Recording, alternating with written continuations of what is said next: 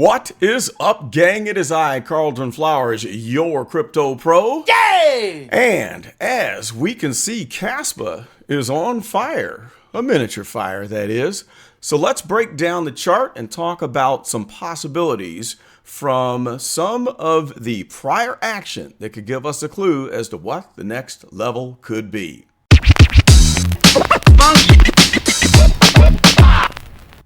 All right, so currently we're sitting at a price of 0.003354. Very respectable. And what we want to know now is what the next move is. Now, before I give you my input, let me make it clear that this is not financial advice. Anything I say or do can and will clear out your bank account, leave you homeless like a bum, living on the side of the river on government cheese. So let's look at this chart and just see what we can see. Now, we have been talking TA. We have a lot of lines on this chart. And of course, everyone has their opinion about whether or not TA works. And to this point, I think we've already established the fact that TA helps us to make better buying decisions and selling decisions. Whether or not you think it works doesn't really matter, because using the prior action on this chart, this helped me to make some pretty good decisions. I had bought, I think a month ago, my first bag, a small amount, somewhere around 0.0035. And then my plan was to DCA. That means dollar cost average. In other words, buy on the dips. So I bought another small amount at somewhere around 0.0025. And then using TA, letting the chart talk to me, I bought another bag, my biggest one, right there at 0.005 or 1591. So that right there will let you know that yes, you can use TA to make better decisions.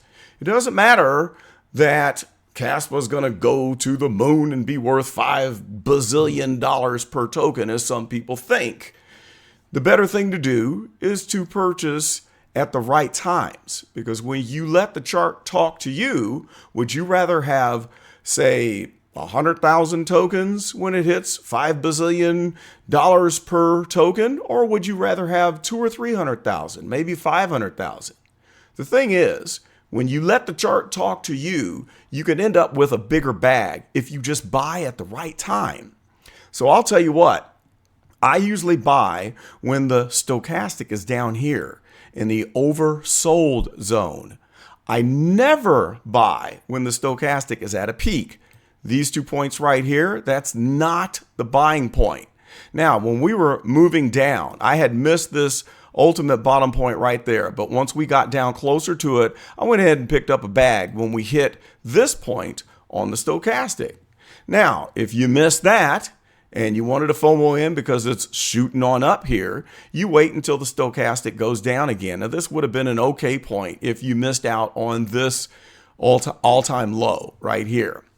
And once we moved up here, now I'll tell you what, the stochastic was high in these two peaks, but you noticed that the price was not moving, okay? We were side banding. So this lets you know that it was either going to break to the top side, which it did, or break down. And so you could take a chance on the positive break to the upside, and that's a little dangerous because we are in a bear market.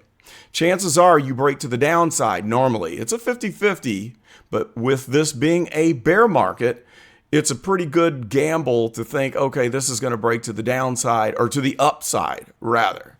And so, of course, it did break to the upside, which surprised me and tells me that Caspa is in a very strong uptrend. So we have this new trading channel that was established by this ascending light blue baseline. And when you see price respecting this new base, here's the all-time low, or not all-time low, but within the trading view chart, okay? And then you see that each time it comes down to this blue line, it bounces up, okay? This is what you call support. So when you see price respecting this ascending line, that says, hey, we're in an uptrend. Okay. And then you will use prior resistance and support levels to let you know what the possibility is for the next strong move. Now, what you will see here on these first two blue lines, we're talking between this one and this one. That's a prior support and resistance pair of lines. Notice how price bounced around right in here, and it was trying to decide, are we going to respect this as a new support or break down and it would be new resistance? Well, guess what? It broke through, so now it is a support. Since we broke the next previous support and resistance line right here, we could pretty much say that this would end up being support the next time it came down to touch the line. What did it do? It touched the line and it bounced. That was support. That is how you use technical analysis.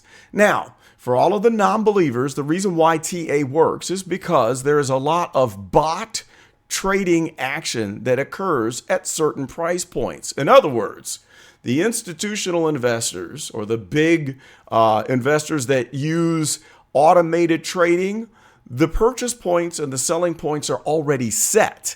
And that's why you see these great big fat peaks along certain volume nodes on the VPVR. So this means that at this point, like this peak node here, there are already people who have purchase orders that are set ahead of time. At this level, there are people that have purchase orders set ahead of time. Same thing with this node, same thing with this node. Now, I wish we had all of the prior price history to this point here where I started to plot the previous action that I had to extract from CoinGecko, but we don't. So we don't know. We're going to have to wait and see what the price action is as we create new nodes on the VPVR up here where we don't have anything that exists. But we know that there's a big fat node that is up there because we have a lot of prior action that happened on that previous run before this long extended correction that happened in this downward trending trading channel that reversed at this point and became an upward trending trading channel. Okay, now, what are the possibilities right now? Well, we could have another breakout. It's possible because I'm seeing a bull flag. In other words, we have a flagpole here, and then when we connect the high points and the low points, we make somewhat of a flag. Now, this is just sloppy here, but this normally in a bull market will tell you that price is going to go up when we get out of this thing, when this finishes. Now, it could drag on and bounce around out here several more times before it ends up. But with a bull flag, what normally happens is you can take the flagpole and replace it out here, and it'll tell you where you could end up. So if we put it somewhere here in the middle, it tells us, well, price could end up at a very nice higher point. Now, we would have to scrunch this down to see it's actually not on the chart here. So let's clear this out and scrunch the price action down a little bit so we can get a clue of where that bull flag could go. Now, again, do not take this as financial advice, because anything can happen. But let's put our flagpole here and just see if Caspa decides to continue to disrespect the current bear market.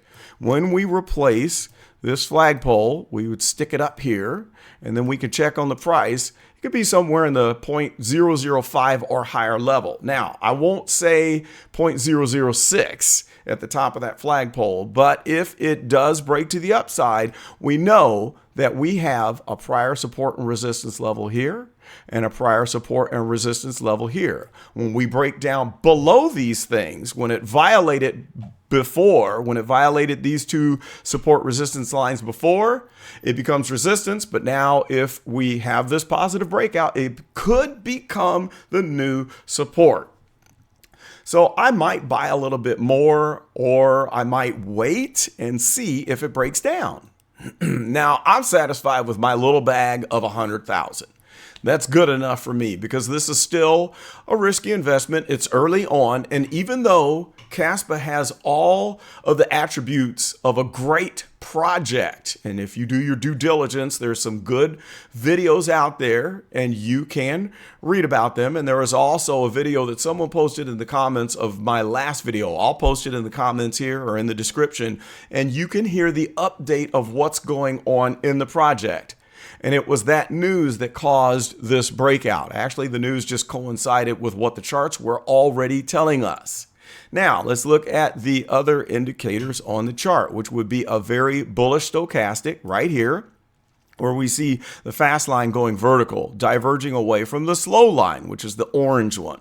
So when the blue is on top, we're moving up. It's positive. We also had a potential crossover, but right when that news story came out, we had a fake out. So instead of the fast line going below the slow line, and instead of the histogram dropping here below the zero line right there as it was approaching the 0 point, it went ahead and bounced up. And so now we have the fast line diverging away from the slow line again with the oscillators on the MACD pointing up. So I would expect from these indicators that chances are, maybe it's a 80% chance that we're going to break this bull flag to the upside, but anything can happen. The good thing is we already have the news about the Fed rate hike, and it has not affected the project in a negative way. And that says that the developments, the news, and the positive momentum is greater than the effects that we have with the negative economic conditions that exist, which are pushing us in this current bear market. So that's what we have. Now let's just clear this out and we can pop up the 1-day chart. There's not enough data to really tell it, but you can see my prior action that I posted here. I plotted all of these points of the prior run. And since the stochastic is just pointing straight up in the air right here, and we don't have enough data to get anything out of the MACD down below, this is positive. So it says that, yeah, we're probably going to jump up in here into the overbought territory. And there's a good chance that we may get above this prior support and resistance line, and we may make it to this one. Now, that's the point where we're going to know what the next move is going to be. Will we have support at this line and get above it? Or will it be rejection and a resumption of the bear market? And if it does reject, the next clue that I will be looking for is if we respect this line right here. That's the upward trending line that forms this new upward trending trading channel. Okay, so we'll probably bounce around within this channel. But if we do make it down to the bottom, we need to watch what happens when we get close to that line. If we violate that line, we're going to go down and test the previous support resistance lines. And it could go all the way back down to this one. Worst case, it could come down here. And actually, that would be a good thing. That just means that I'm going to probably really double down or quadruple down. If we come down here anywhere into this area, I'm going to probably increase my bag to 1 million. And if not, I'll be satisfied where I am right now. So that's the outlook. Let me know your thoughts. And if you have enjoyed the TA for today for Caspa, I appreciate having everyone here, and I would love it if you would like, comment, and subscribe to the Crypto Pro channel. And if you would like to help me defray the cost of producing these videos, you can do so with a super thanks, and I thank you in advance. That's all I've got for now. This is Carlton, and I am out.